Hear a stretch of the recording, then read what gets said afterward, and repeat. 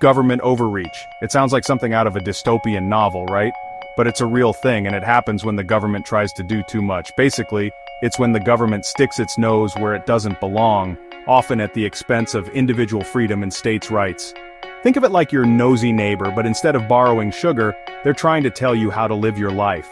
The US Constitution is supposed to prevent this by clearly defining the government's powers. But sometimes the lines get blurry. The government might pass laws that go beyond its authority, or it might use its power in ways that weren't intended. And that's when people start crying, overreach.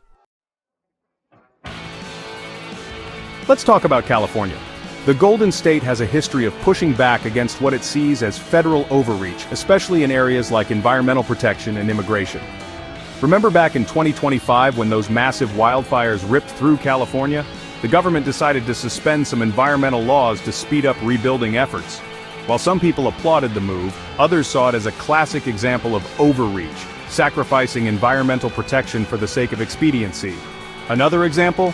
Think tanks like the Mackinac Center for Public Policy keep a close eye on government actions.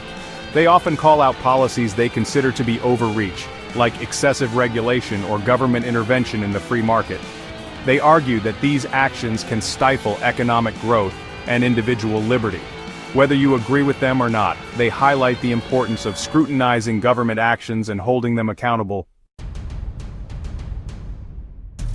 So, what happens when states feel like the federal government is overstepping its bounds? They push back, sometimes with lawsuits, sometimes with their own legislation. California, for example, has a history of taking the federal government to court over policies it disagrees with. During the Trump administration, California filed over 100 lawsuits challenging federal policies on everything from immigration to environmental regulations. And it's not just blue states that are concerned about federal overreach. States like Texas and Arizona have also challenged federal policies on immigration and gun control.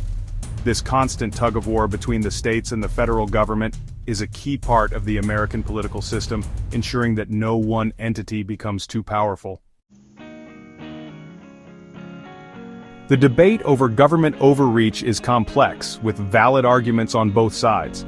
Some people believe that a strong government is necessary to protect citizens and provide essential services. They argue that government regulations are often needed to protect consumers, workers, and the environment. Others worry that too much government power can lead to tyranny and the erosion of individual liberties. They believe that the government should be limited in scope and that individuals and businesses should have the freedom to make their own choices. Ultimately, the question of how much power the government should have is a matter of ongoing debate and will continue to be a defining issue in American politics.